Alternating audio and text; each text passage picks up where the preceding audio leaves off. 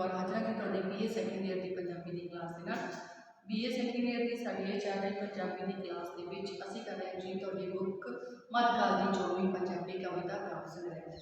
मध्यकाल की 24वीं पंजाबी कविता काव्य संग्रह के विच असीं साडे दो कवि जिन्हां दे विचों मियां वजीद जी ਅਤੇ ਤਨੀਰਾਮ ਚਾਤਰ जी ਦੀਆਂ ਰਚਨਾਵਾਂ ਜਿਹੜੀਆਂ ਹਨ ਉਹ ਸਾਡੇ ਪਿਛਲੀਆਂ ਕਲਾਸਾਂ ਦੇ ਵਿੱਚ ਕਰ ਚੁੱਕੇ ਹਾਂ ਤੇ ਉਸ ਤੋਂ ਬਾਅਦ ਅਸੀਂ ਜਿਹੜੀ ਅਗਲੇ ਕਵੀ ਜਿਹੜੇ ਸ਼ੁਰੂ ਕੀਤੇ ਹੋਏ ਹਨ ਉਹ ਹਨ ਜੀ ਵਾਰਿਸ ਸ਼ਾਹ ਜੀ। ਵਾਰਿਸ ਸ਼ਾਹ ਜਿਸ ਨੂੰ ਸ਼੍ਰੋਮਣੀ ਕਿੱਸਾਕਾਰ ਜਿਹੜਾ ਹੋਣ ਦਾ ਮਾਣ ਪ੍ਰਾਪਤ ਹੈ। ਇਹਨਾਂ ਦਾ ਲਿਖਿਆ ਹੋਇਆ ਪ੍ਰਸਿੱਧ ਕਿੱਸਾ ਹੀ ਜਿਹੜਾ ਹੈ ਉਹ ਅਸੀਂ ਸਾਡੀ ਜਿਹੜੀ ਇਸ ਕਲਾਸ ਦੇ ਵਿੱਚ ਸ਼ੁਰੂ ਕੀਤਾ ਹੋਇਆ ਹੈ।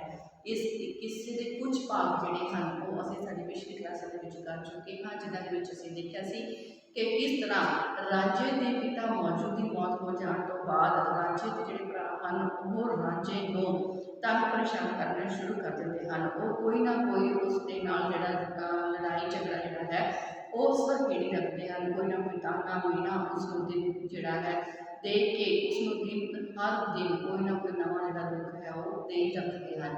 सो एक राजे के भरा जोड़े हैं वो काजी मुला ते पंचायत के मैंबरों को बुला के जी चंगी जमीन है वो अपने नाम लगा लेंगे हैं तो जी बंजर जमीन है वो राजे के नाम लगा दी जाती है।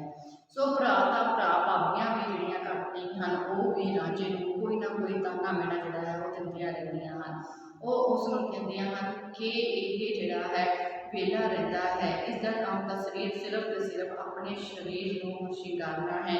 ये हर रोज़ जोड़ा अपने शरीर को शिंगार के जड़ियाँ पट्टियां वाह के जोड़ा है बाहर त्रिंजना के घूमता फिरता है। इसने तो कई कुड़ियां अपने मगर ला छुट्टिया है, इसका छड्या है। इसका काम तो सिर्फ ये है कि जिन्हें वंजली बजा छड़ना तो रात को गा चढ़ना। सो ये वेला प्यार करता है तो कोई भी काम जोड़ा है नहीं करता। सो इस तरह वेले को किसी का जोड़ा है औरत ने भी कोई पसंद नहीं करना। सो वो कहदियां हैं कि जेकर उन्होंने मतलब भाबियां कहदियां हैं जेकर साढ़े तो जे सब्जी के कोई दाल सब्जी के कोई लून घट पै जाए तो एक प्लेट जी है वो मंगा के मंगता है, पर आप खुद वेला बैठा कोई काम जोड़ा है वो नहीं करता। इस दे वेले घरे रहन के नाल नाल सानू तां बाहरों भी लोग जोड़े हैं वो साढ़े बारे गलत जी गल्लां हैं वो कर रहे हैं। ये तो एक कलंक है जो कि उन्होंने चिपड़िया हुआ है। लोग साडा नाल रिश्ता जोड़ा है वो गलत दस रहे हैं। सो इस तरह भाबियां जड़ियाँ फिर उसको ताने बड़े मारदियां हुई कहदियां हैं कि देखा असी देखा इसनों साडा हसन का पसंद नहीं आता। सो फिर असी देखा कि ये किस तरह सियालों की जी हीर है उसको ब्याह के लियावेगा जा राणी कोगला के समान सुंदर जी औरत ये हीर की गल करदियां हैं कि उसको किसी तरह कट के लै आवेगा। सो राजा जोड़ा है वो भाबियां के ताने हुए तो तंग आ बैठा है तो भाबियां फिर कहता है कि वह हुण सियालों की हीर को ही ब्याह के लैके आवेगा। हीर उन्होंने सामने पीड़ा डाह के बैठा करेगी तो उसदियां गोलियां होणगियां ते जोड़ा इस तरह कह के भाबियां फिर तो जोड़ा है मतलब गुस्से में आ जांदियां हैं तो उसको कई तरह दी गालां कढ़दियां हुई उसको घरों निकल जाने के लिए कहते हैं। अंत राजा जोड़ा भाबियां के अगे हथ बनता होया जोड़ा है वो कहता है कि वो उन्होंने बख्श दे। वो तो फिर राजा जोड़ा है सारी की सारी औरत जात को भी माड़ा ठहराता है। उस तो बाद राजा है अपना घर छड़ के जाने के लिए तैयार हो जाता है। जो राजा घर छड़ के जा रहा होता है तो उसके जान की जी खबर है उसके भरावां को प्राप्त हो जाती है। जो उसके भरावां को पता लगता है कि राजा जोड़ा कि घर छड़ के जा रहा है तो वो उसको रोकने के लिए आ जाते हैं। वो उसका रास्ता आके रोकते हैं, उसको बहुत ज़्यादा समझाते हैं, उन्होंने भाई प्यार का वास्ता भी पाते हैं तो कहते हैं कि उस जड़ियाँ भाबियां हैं वो तो उसदियाँ गोलियां के समान हैं। जेकर उन्होंने उसके भाबियां ने राजे को कोई गलत जोड़ा है गल कह दी हो तो उन्होंने माफ़ कर दे, पर इस तरह घर छड़ के ना जाए। पर राजा जोड़ा है वो अजिही कोई भी गल नहीं मानता कि घर छड़ के जाने के लिए तैयार हो जाता है। सो जो राजा जोड़ा है वो तख्त हजारा छड़ के जा चुका होता है तो रस्ते के जोड़ा है लोग उसको पुछते हैं कि वो कौन है, कितों आया है, क्यों कि विपता उदल के आन पई है कि उसको घर छड़ना पै गया है, वो अपने माँ बाप को बुढ़े मेरे रोग क्यों ला के आ गया है। सो कई तरह के प्रश्न जोड़े हैं वो राजे को करते हैं। सो राजा किसी तरह जिहड़ा है एक जिहड़ी रात गुजारदा है तां सवेर होण ते ओह उदास हो जाता है ते नदी के किनारे तुरदा तुरदा जिहड़ा एक नदी के किनारे बेड़ियां दे कोल मलाहां दे कोल जा बैठदा है। जदों ओह मलाहां दे कोल जाके बैठदा है तां उसनूं नदी दे विच एक बहुत सुंदर बेड़ी दिखाई देती है जिस उत्ते बहुत ज़्यादा सुंदर जिहड़ा पलंग है वो विछया हुआ है ते राजा जिहड़ा है उस बेड़ी के विच विछे हुए पलंग के उत्ते जाके सौ जाता है। वो पलंग जो कि हीर दा है। सो जो राजा उसके उत्ते जाके सौ जाता है तो इस गल की भनक इस गल की जिहड़ी खबर जो हीर तक पहुँचती है तो वह अपन 60 सहेलियां लैके वापस ही भज जी है अपनी जी बेड़ी के वाल आती है। सो जो इतों तक अस जो है साड़ी पिछली क्लास कर लिया सी। सो बाकी जो रहा किस्सा है सो असं हम अगली क्लास कर जा रहे हैं। सो जो राजा जोड़ा है हीर की जी बेड़ी के सुता पिया है तो हीर आके उसके की सलूक करती है इस बारे असं जानांगे जी साड़ी अज की क्लास। सो चलते हैं आप साड़ी अज की क्लास वाल। कहते जोनी कमली राज है चूच के ढा किसी की परवाह मैनू मैं तो धूके पलंग तो चाह छुटा आया किधरों ये बादशाह मैनू नाडू शाह का पुत्र है कि शेर हाथी पास टुकिया लएगा ढा मैनू ना ही पलंग ते इसनू सौण देना ला रहेगा लख जे वाह मैनू ये बोदला पीर बगदाद दा गुगा गुगा बगदाद गुगा मिले आ बैठा बादशाह। सो जी हीर है जो उसको पता लग गया है कि राजा उधर सुता पिया है तो वह आके राजे को उसको उठाने का जोड़ा यतन है वो कर रही है। ये अपन 60 सहेलियां लैके जोड़ा है आती है तो वह पूरी पूरी मान से हंकार के नाल भरी हुई है तो जोड़ा है राजे को उठाने की कोशिश जी है वो कर रही है। सो हीर जी है वो आके कहती है कि वह गुस्से के नाम जोड़ा है कमली हुई पई है। ये कहती है कि गुस्से नाल कमली हुई वो किसी जनानी मेन वर्गी लगती है तो इस इलाके में उसके बाप चूचक का राज है इस करके उसको किसी की भी कोई परवाह नहीं है। वो कोई इतों का बादशाह है जोड़ा उसको डरन की लोड़ है। सो ये कहती है कि वह कोई नाडू शाह का पुत्र नहीं है या कोई शेर हाथी नहीं है जो उसको नेड़े आने से ढा लवेगा। सो फिर वो कहती है कि मैं इसको अपने पलंग से सौण नहीं देना भावें किन्नी भी वाह ये ला लवे। ये कोई बगदाद का पीर अब्दुल कादर जलाली बौदला पीर या कोई गुगा पीर नहीं है जो मैं इसका रोक चला। सो इसनों मेरी जी है गल मननी ही पवेगी तो जोड़ा है मैं इसको अपने पलंग तो उठा के ही दाम लावांगी। सो बादशाह कहता है कि पर अजिहा करना बहुत ही ज़्यादा औखा सी क्योंकि राजा जोड़ा है वो बादशाह के जत्थे भाव अपने हुसन को नाल लैके आया से उसके हुसन का कमाल फिर अगे हीर के उत्ते जरूर हो ही जाता है। सो अगे चलते हैं जी। कहते हीर कहती है उठी सुत्या सेज असाड़ी तो लवा सोटे बांध की प्याई वे राती चिते उनितरा कटे हुई एडी नींद वाला लुढ़ गया वे सुनी वेख निखटड़ी सेज मेरी कोई आखल की आन टै पिया है वे कोई ताक जा भूत जा कोई जिन लगे किसे डैन किसे भख लिया है वे। कहते बादशाह तू जिउंदा घूट सुतों इके मौत आई मर गया है वे। सो जी हीर है वो सुते हुए राजे को उठाने के लिए गुस्से के कई तरह दी गल्लां जड़ियां है वो बोलती है। हीर राजे को कहती है कि सौण वालिया तू साडी सेज तो उठ जा क्यों सोटे वांग मेरी सेज के उत्ते लम्मा पै गया है कि तू रात किसे पासे निंद्रा कट के आया है जिहड़ा एडी नींद दे विच डुब के पिया होया है कि तू मेरी सेज नूं खाली वेख के इसनूं मालकी हीण खाली वेख के उस दे उत्ते आलसियां दे वांग आके सौ गया है ते तैनूं जिहड़ा है कोई ताप चढ़िया होया है जां कोई तैनूं जिन्न भूत जिहड़ा है वो चिमड़ गया है जां किसी टैम ने तेरे उत्ते काबू पा लिया है कि तू जिउंदियां ही भूख सुत्ता पिया है जां मौत आउण दे नाल ही तू मर गया है। सो तैनूं जिहड़ा है इस सेज तो उठना ही पवेगा। तू मेरी सेज जिहड़ी है उसनूं छड्ड दे ते इसनूं खाली कर दे। फिर उस बाद जोड़ा है हीर की करती है कहते करके मार के पकड़ शंका परी आदमी ते कहरवान होए। रांझे उठ के आख्या वाह सजन हीर हस के मेहरबान होए। कच्छे वजली कन्ना दे विच बाले जुल्म मुखड़े ते परेशान होए।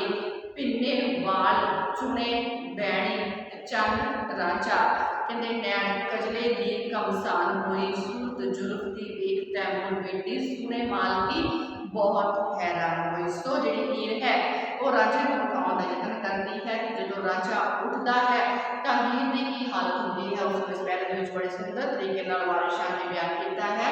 कहते हीर जी है वो अपन सहेलियां नाल लैके हथ के चमका जड़ियां हैं फड़िया उन्होंने हाथ में अपने चमका फड़िया हैं तो इस तरह लग रहा है कि जिस तरह कोई परी जी है वो आदमी के उत्ते कहर बहाने तैयार हो गई होवे। जो रांझे को जाग आती है तो वह उठ के जिहड़ा है अपने सामने खूबसूरत मुटियार हीर को खड़ी देखता है तो वह उस उपर आशिक हो जाता है तो उसके मूँहों अपने आप मुहारे ही शब्द निकल पैंदे हैं वाह सजन। उधर रांझे की सुंदरता देख के हीर भी फिर उसके उत्ते मोहित जी है हो गई है। रांझे के प्यार अति अपणत भरे शब्द सुन के हीर हस पई के उसके उपर मेहरबान जी सी हो गई सी। इस मिलनी समय जो ये हाथ मतलब रांझे ते हीर की मिलनी होती है तो उसकी मिलनी समय रांझे के कच्छ के वजली है कन्ना के पाए हुए वाले ते दूजे पासे हीर के मुखड़े उपर लटकती जुल्फ सब हैरान हो गए सन। इस समय खूबसूरत चमकीले काले वालों में घिरिया हुआ रांझे का भगत बैणी वर्गा मुखड़ा चंद वांग चमक उठिया सी अते दूजे पासे हीर दीआं अखां दे विच पाए हुए कजले ने भी घमसान जिहड़ी सी ओह मचा दित्ती सी। इस प्रकार उन्हां दा आप मुहारा जिहड़ा प्यार सी ओह पै गया सी। इस तरह लगता सी जिस तरह तैमूर दी बेटी जुलेखा जिहड़ी है ओह जो कि यूसुफ नूं प्यार करदी सी ओह उस नूं खूह विचों कड्ढण वाले गुलामां दे उत्ते भी उन्नी ही जिहड़ी है मोहित हो गई सी। उन्हां दे गुलामां ते उन्हां दे मालक उपर भी नाल दी नाल ही जिहड़ी है आशिक जां मोहित जिहड़ी है वो हो गई सी। सो अगे जिहड़ा है हीर जिहड़ी है उसकी सुंदरता का वर्णन जिहड़ा है बहुत सोहने ढंग दे नाल जिहड़ा है वारिस शाह ने किया है।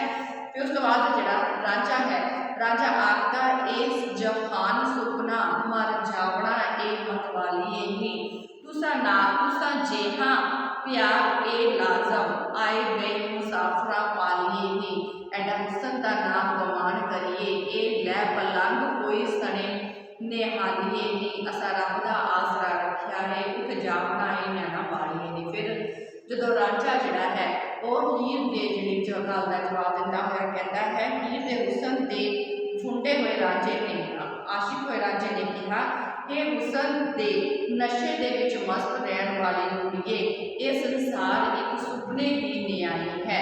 सो इस विच सदा ही किसी ने नहीं बैठे रहना अंत सब ने ही मर जाना है। सो तेरे वर्गियां कुड़ियां तक ये चाहिए है उन्होंने का यही फर्ज बनता है कि किसी मुझ आए हुए मुसाफिर की सेवा संभाल करनी चाहिए है। तेनों अपने हुसन का एडा माण हंकार जिहड़ा नहीं करना चाहिए।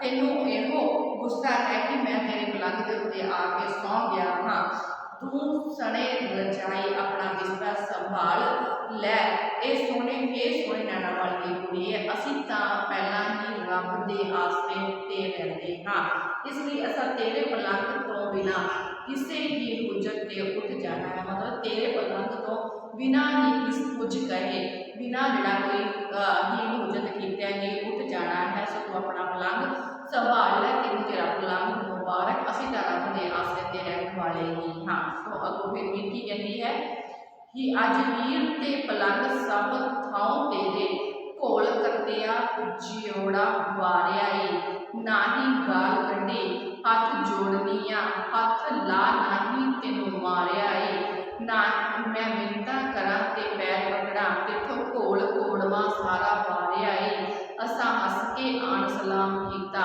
आख काश नूं मगर पसारिया सुन्ने पए तरिंजनी चैन नाही अल्लाह वालिया वे सन तारिया बादशाह शरीक है जिसका रब ने काम सवारिया है। सो जिहड़ा रांझा है उसके द्वारा हीर नूं यह कहा गया है कि उसनूं मान हंकार नहीं करना चाहिए ते आए गए मुसाफिर की जिहड़ी सेवा संभाल है वो करनी चाहिए है। सो इस दे कारण जिहड़ी हीर है वो जिहड़ा है हीर दे बिना कुछ कहे ही राजा जिहड़ा है बिना किसी ही दूजन के मतलब रंग छड्डण नूं तैयार हो जाता है। जिस तो बाद हीर है फिर वो रांझे के उत्ते मोहित हो चुकी जो कि रांझे के उत्ते मोहित हो चुकी है। और रांझे को अपनी हालत जिहड़ी है वो बयान करती हुई कहती है कि रांझा जो कि रांझे के हुसन दे जिहड़ा है हुसन की मारी हुई हीर जिहड़ी है वो उसनूं कह लगी कि मेरा अज मेरा पलंग ते मेरे नाल संबंधित हर एक थां तेरियां ही हो गईयां हन। मैं तेरी जिहड़ी है हो चुकी हाँ। सो अज मेरा पलंग ते मेरे नाल संबंधित हर थां तेरी हो गईयां हन। मैं अपना दिल तेरे तो वार दिता है। मैं तो तेरे तो कुर्बान जाती हाँ। मैं तेनों हाथ जोड़ के कहती हाँ कि मैं ना तो तेनों कोई गाल कड्डी है ना ही तेनों हाथ लाया है ना ही तेनों मारिया है। सो मैं तेरे अगे मिन्नतां करती हाँ कि तेरे पैर फड़नी हाँ। मैं अपना सारे का सारा परिवार कोड़वा तेरे को कुर्बान कर दी हाँ। मैं तेरे सामने आके तेनों हंस के सलाम किया है पर तू क्यों नाराजगी का जिहड़ा पसारा है वो पसार रहा है। ते रब दे प्यारे मैं तेनों दीदार दे के तार तू मैनूं अपना दीदार दे के तार दिता है। तेरे बगैर मेरे लिए सारा कुछ सुनना है। मैनूं तरिंजना दे विच कोई चैन नहीं आउंदा। सो बारिशा कहता है कि हीर ने रांझे नाल कोई जिहड़ा है और जिहड़ा हीर ते रांझे नाल हुण कौन दुश्मनी जिहड़ी सी वो कर सकदा सी क्योंकि उन्हां दा सारे का सारा जिहड़ा काम सी वो रब ने आप ही सवार दिता सी। सो भाव हीर ते रांझे दा इश्क दा रब्बी इश्क जिहड़ा सी वो बन चुकिया सी। सो इस करके उन्होंने कोई दूर नहीं कर सकता सी। सो अगले कहना चाहते हैं जी दुरे शरा दे मार उदेड़ देसा करा उमर खताब दा न्याम हीरे घट कखां दे विच मैं साड़ सुट्टा कोल वेख सी पिंड गिराओ हीरे खेड़ा करे कबूल दा खैर तेरी छड़ चाक रंजड़े दा नाम हीरे अखी मेट के वक्त लगा होइए ये जहान है बदला शाम हीरे वार शाम आसरा रब दा ए जदों बिटरे बाप ते माओ हीरे। सो जिहड़ा हीर रांझे दी कहानी है उस दे विच जिहड़ा है खेड़ियां दे नाल निकाह पढ़ाउण लई जिहड़ा जिहड़ा काजी है वो आउंदा है। सो जिहड़ा है सब तो पहला असीं कीता सी कि जदों हीर जिहड़ी है उसकी हालत हीर की हालत का बयान किया है कि हीर जो रांझे के उत्ते आशिक हो चुकी है मोहित हो चुकी है ते रांझे के उपर मोहित हुई जिहड़ी हीर है वो फिर रांझे को अपना सारे का सारा हाल जिहड़ा है वो बयान करती हुई कहती है कि वो उसके उत्ते आशिक हो चुकी है इस करके वो उसके उपर अपना सारा का सारा कोड़मा जिहड़ा है उसनूं जिहड़ा है कुर्बान करती है ते जिहड़ा उसनूं अपना मनदी हुई जिहड़ा है उस दे नाल सारी जिंदगी लगाउण लई तैयार हो चुकी है। सो हीर ते रांझे का जिहड़ा प्यार है वो जिहड़ा है पै चुकिया है। उस तो अगले पैरे दे विच जिहड़ा हीर ते रांझे का जिहड़ा प्यार है उसके बारे जो घर उसके घरदियां नूं पता लग जाता है उस घटना का बयान किया गया है। जदों हीर ते रांझे का जिहड़ा प्यार है उसके बारे की उसकी खबर जिहड़ी है उसके घर परिवार में पहुँच चुकी है ते हीर का जिहड़ा ब्याह है वो जिहड़ा कि मतलब सैते खेड़े के नाल करन दे लई घर दे जिहड़े हन वो राजी हो जाते हैं। उस समय की जिहड़ी हालत है उसको बयान किया गया है। इन्हां सब इस वेले दे विच खेड़ियां दे नाल निकाह पढ़ाउण दे लई राजी ना हो रही हीर जिहड़ी है वो काजी नूं सदा के अनुसार सजा देने की जिहड़ी धमकी है वो दे रही है ते उसनूं जिहड़ियां गल्लां है वो कह रही है।